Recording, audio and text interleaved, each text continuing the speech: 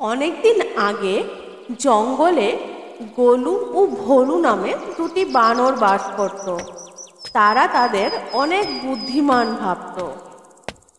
তারা নিজেদের নিয়ে অনেক গর্ব করত। একদিন তারা দুজন কোথাও যাচ্ছিল। তখন তারা একটি কুয়ো দেখতে পেল। কুয়োর ভিতর থেকে কেউ চিৎকার করে ডাকছিল, কেউ আছো?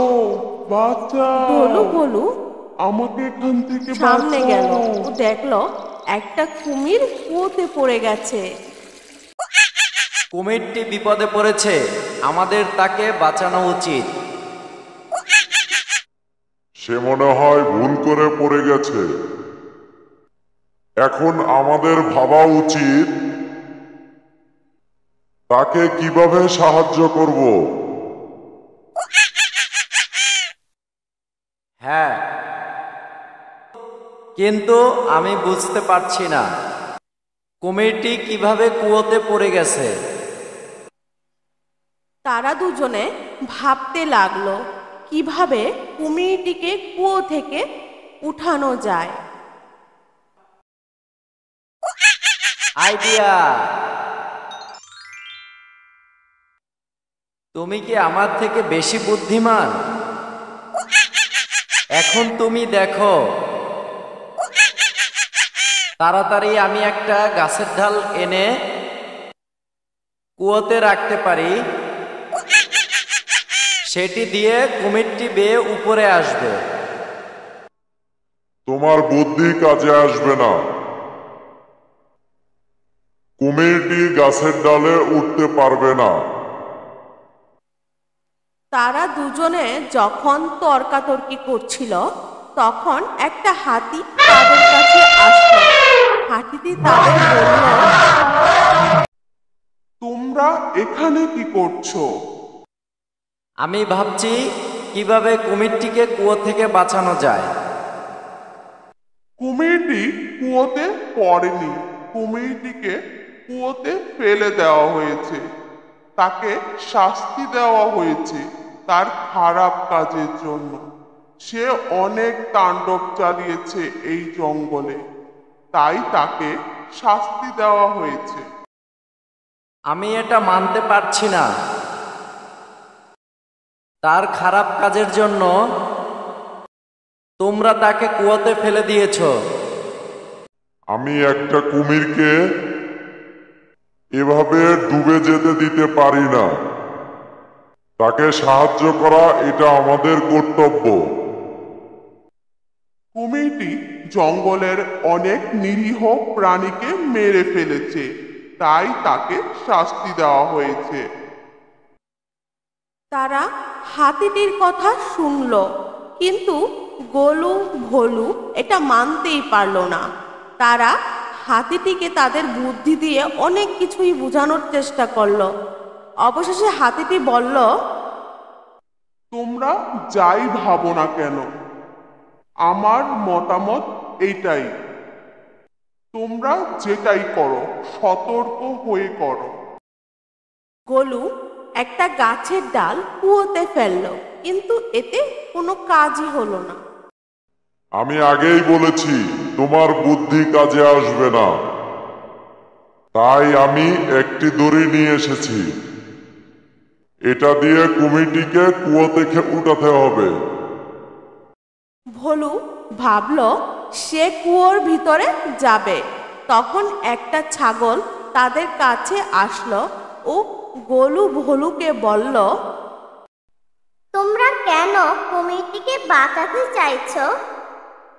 সে আমার বাচ্চাদের খেয়ে ফেলেছে। সে জঙ্গলের অনেক তাণ্ডব চালিয়েছে, তাই আমরা ওকে কুয়োতে ফেলে দিয়েছি।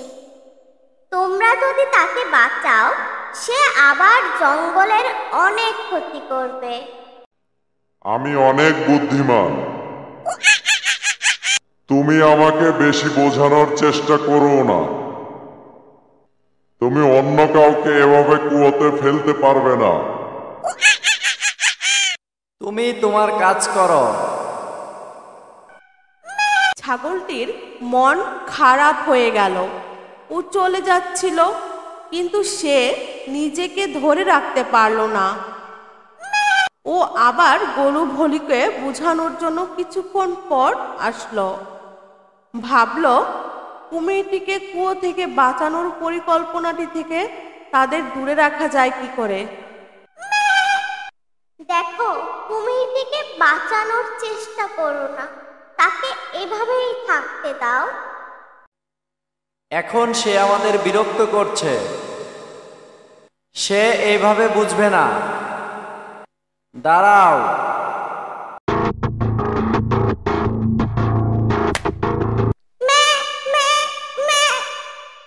এটা ঠিক নয়, তোমরা ভুল করছো। ভলু তখন কুয়োর ভিতরে চলে গেল ও কুমিরটির শরীরে দড়িটি বাঁধল ও বের হয়ে আসলো। বাইরে এসে দড়ি ধরে টানতে লাগলো। দড়িটি ধরে জোরে টানো। হ্যাঁ হ্যাঁ, আমিও টানছি।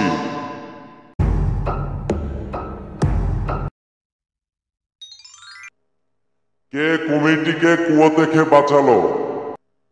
আমি দড়ি বেঁধে তাকে বের করেছি।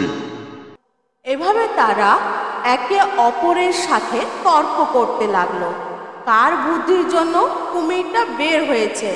তর্কে তারা ব্যস্ত হয়ে পড়ল।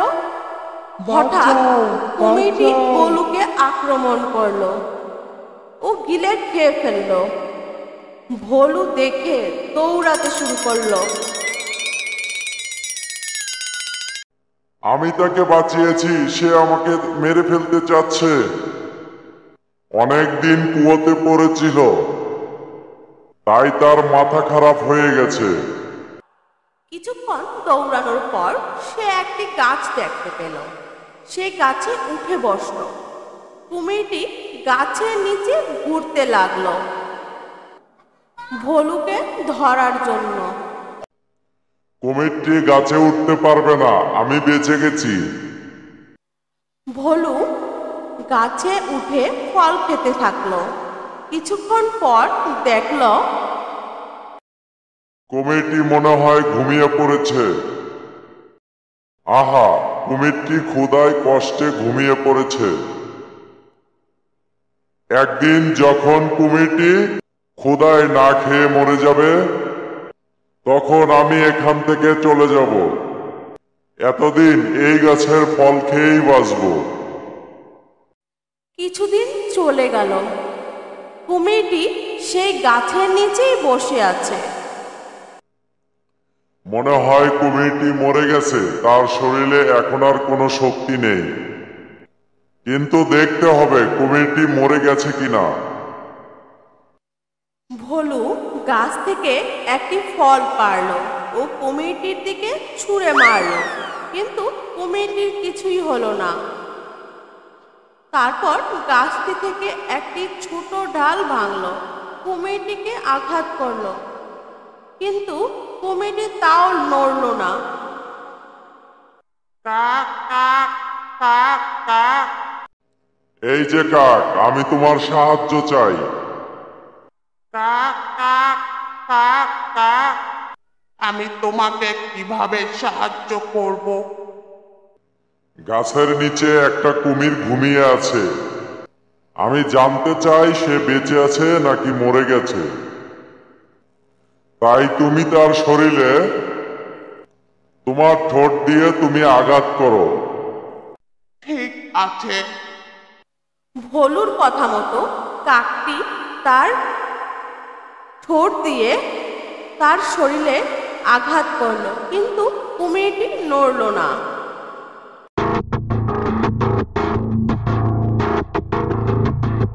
ভাই, আমি তার মুখে অনেক জোরে আঘাত করলাম, কিন্তু সে নড়ছেই না।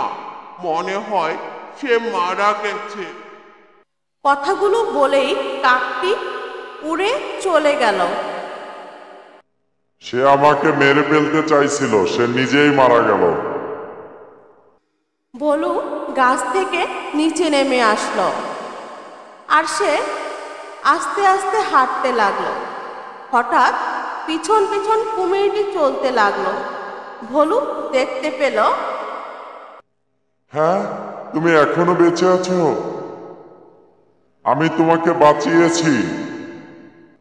ছেড়ে দাও, ছেড়ে দাও, আমাকে ছেড়ে দাও। কেউ আমাকে বাঁচাও, বাঁচাও, বাঁচাও। Game over.